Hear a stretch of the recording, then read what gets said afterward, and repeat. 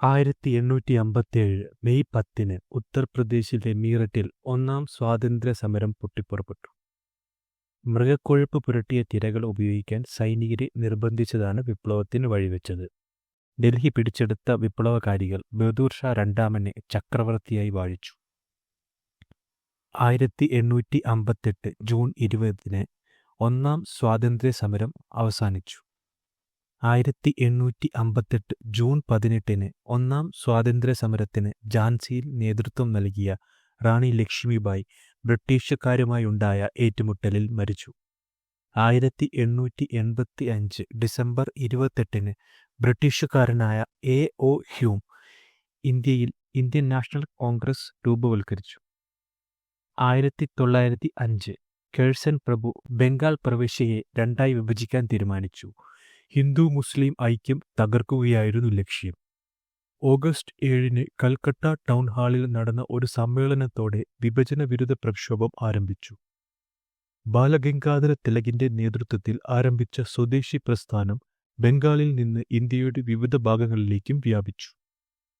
1907 December 26 സൂറത്തിൽ നടന്ന വാർഷിക സമ്മേളനത്തിൽ ഇന്ത്യൻ നാഷണൽ കോൺഗ്രസിലെ മിതവാദികളും തീവ്രവാദികളും വേർപിരിഞ്ഞു. റാഷ് ബിഹാരി ഘോഷിന്റെ നേതൃത്വത്തിലുള്ള മിതവാദികൾ ബ്രിട്ടീഷ് സാമ്രാജ്യത്തിനുള്ളിൽ നിന്നുള്ള സ്വയംഭരണം എന്ന ആശയമാണ് മുന്നോട്ടുവെച്ചത്. ബാലഗംഗാധര തിലകിന്റെ നേതൃത്വത്തിലുള്ള തീവ്രവാദികൾ പൂർണ്ണ സ്വരാജ് എന്ന ആശയമാണ് മുന്നോട്ടുവെച്ചത്. 1911 ഹാർഡിംഗ് പ്രഭു ബംഗാൾ വിഭജനം റദ്ദാക്കി. 1916 കോൺഗ്രസിലെ മിതവാദികളും തീവ്രവാദികളും ഒരുമിച്ചു. കോൺഗ്രസും ഓൾ ഇന്ത്യ മുസ്ലിം ലീഗും ബ്രിട്ടീഷ് വിരുദ്ധ സമരങ്ങളിൽ ഒന്നിക്കാനുള്ള ലക്നൗ ഉടമ്പടിയിൽ ഒപ്പുവെച്ചു.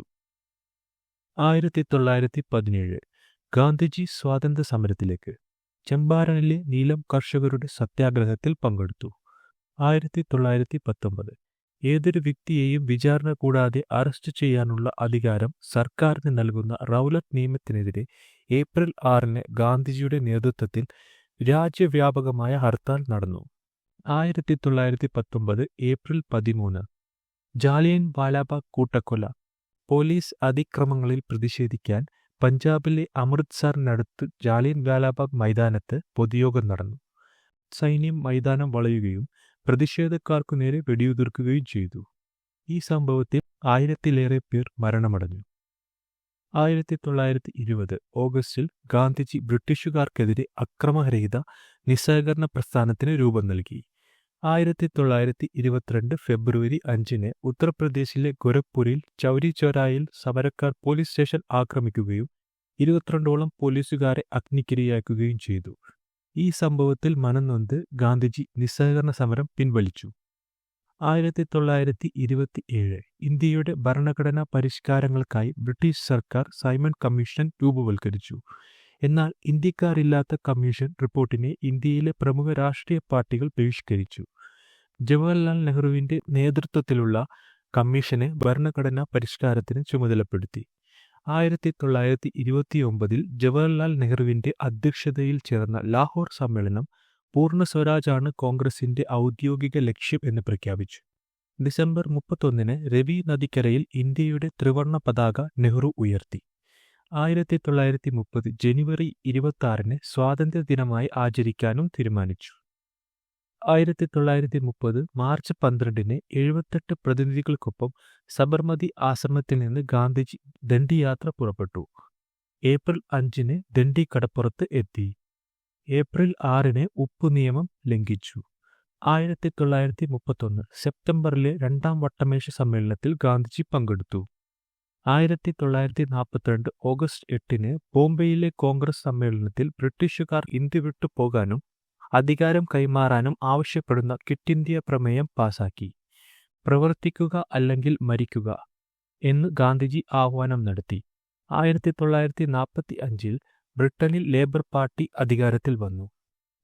1946 മാർച്ചിൽ അധികാര കൈമാറ്റത്തെക്കുറിച്ച് ചർച്ച ചെയ്യാൻ ക്യാബിനറ്റ് മിഷനെ ഇന്ത്യയിലേക്ക് അയച്ചു. ബ്രിട്ടീഷ് പ്രവിശ്യകളും നാട്ടുരാജ്യങ്ങളും ഉൾപ്പെടുത്തി ഒരു ഇടക്കാല സർക്കാർ രൂപവൽക്കരിക്കാൻ മിഷൻ തീരുമാനിച്ചു. പാകിസ്ഥാൻ വാദത്തെ ക്യാബിനറ്റ് മിഷൻ എതിർത്തതിനെ തുടർന്ന് ഓഗസ്റ്റ് 16 മുസ്ലിം ലീഗ് പ്രത്യക്ഷ സമരദിനമായി ആചരിച്ചു.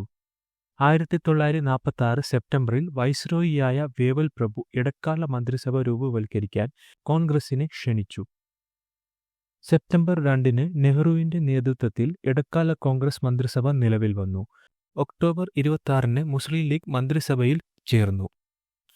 1947 ജൂൺ 3 പുതിയ വൈസ്രോയിയായി മൗണ്ട് ബാറ്റൺ പ്രഭു ഇന്ത്യയെ രണ്ടായി വിഭജിക്കാനുള്ള ബാൽക്കൻ പദ്ധതിക്ക് രൂപം നൽകി. കോൺഗ്രസ് ഇതിനെ അനുകൂലിച്ചു.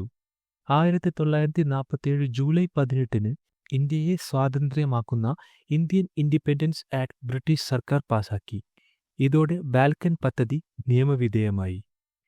1947 ഓഗസ്റ്റ് 14 പാകിസ്ഥാൻ നിലവിൽ വന്നു.